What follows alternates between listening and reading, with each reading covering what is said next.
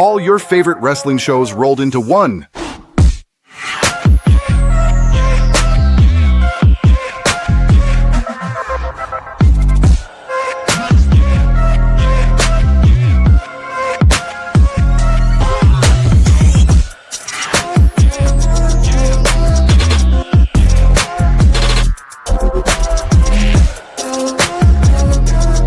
Welcome to the We Book It podcast. Let's start the show. Hello, ladies and gentlemen, my singles and tag team competitors, and welcome to the Friday night lowdown, throwdown, hoedown, bring around town, don't break a leg. I'm your host. They call me the freaky one, Fritos, and a two-time Booker of the Year who is going to claim that title after this weekend. And tonight we had a special Smackdown because it was the night before Wrestlepalooza. And all through my house, not a creature stirred, except for Brock Lesnar, which started off the show with Michael Cole and Corey Graves. Michael Cole was about to head back to do an interview. Brock's music comes out. He picks up Michael Cole, carried him around the whole ring, threw him in the ring, and was getting in his face, where Corey Graves got involved. And basically, Brock was not happy about that and unleashed two F5s and looked at the camera and says, "I'm coming for blood, John. I'm coming for you this Saturday night at Wrestlepalooza." Then we see the medical team come out and take care of Corey Graves. Corey Graves is gone for the whole night. Fairly decent segment, fast-paced.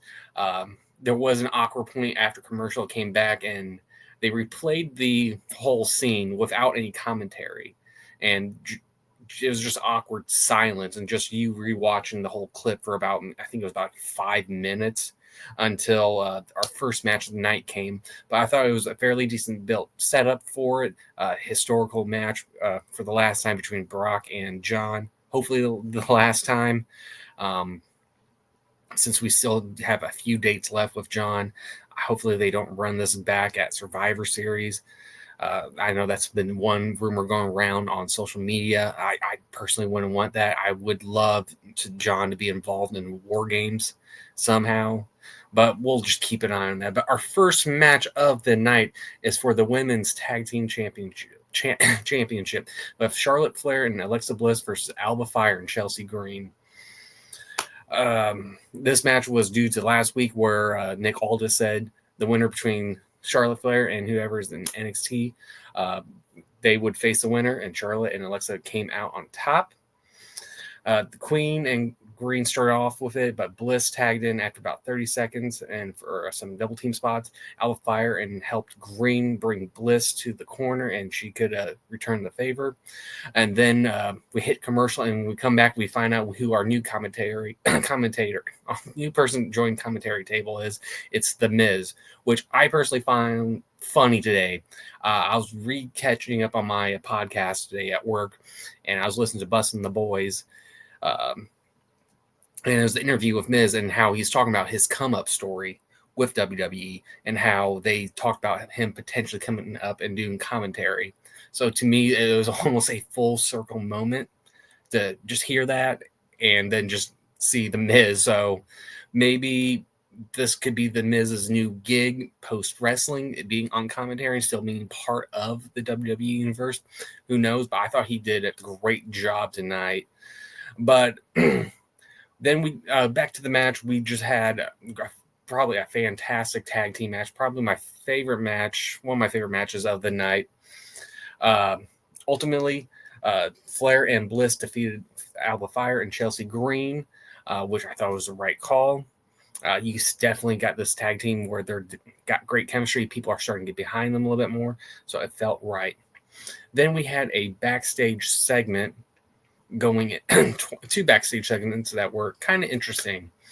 First one, we see Brock walking back and runs into Paul Heyman with the Bronze. And Brock looked at him, took his hat off, and said, "We need to talk. Give me a call." So I'm interested in seeing what's going to happen with this. Are we getting the Paul and Brock reuniting? I wouldn't be opposed to it. I'm sure a lot of fans would like to see that.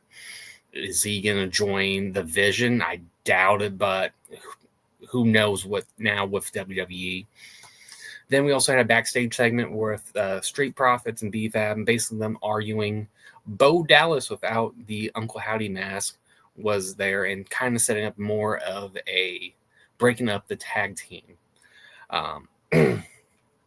And yeah, I think that writing's on the wall, but you never know. Maybe they change their minds and keep the Profits. Who knows? Let's see here. Then we get speaking of Paul Heyman, this leads us to our next part of the show where Fraxium came out. Then the Breakers took them out as Paul Heyman was cutting a promo for Bronson Reed and Braun Breaker versus the Usos. During this promo, Fraxium basically got their lick back on the Bronze, and this set up their match. Ultimately, Breaker and Reed being the powerhouses defeated the speedsters of Fraxium. Everyone should have seen this coming.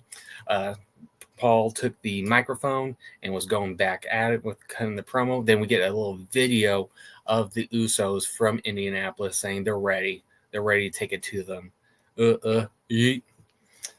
Which match itself was all right. It's setting up for this tag team match, which to me is going to be interesting. Depending on the outcome, I could see the Bronze taking this win, but just how are we going to get? We're going to get LA Knight interference somehow. I've seen maybe he joins the Vision. I doubt it. Or does this push Jay into more of that tribal chief heel role?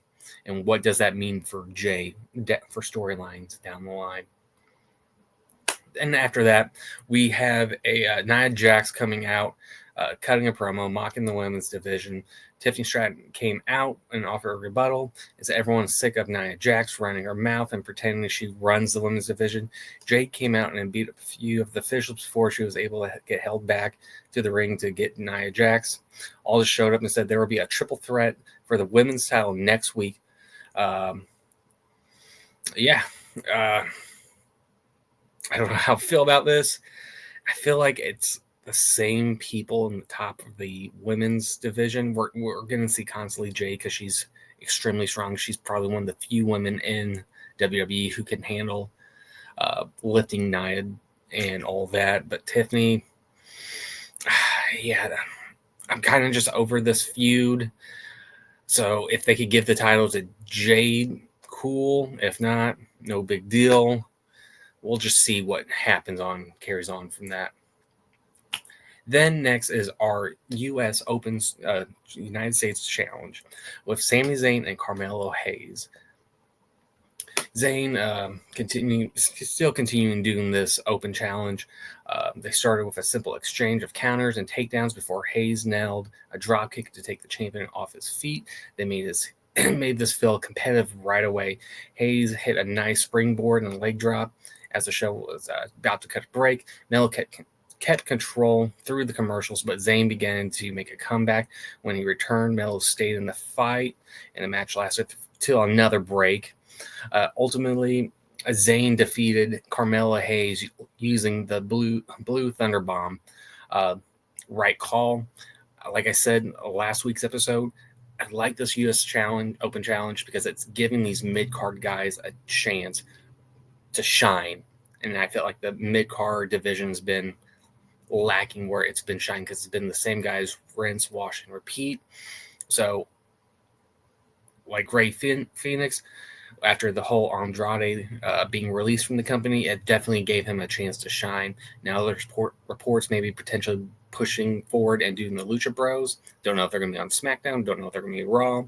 We'll just have to keep an eye on which brand the two are going to be on. But Carmelo Hayes, I've been talking about it. He was your first round pick for SmackDown last year for the draft, and they have kind of underutilized him.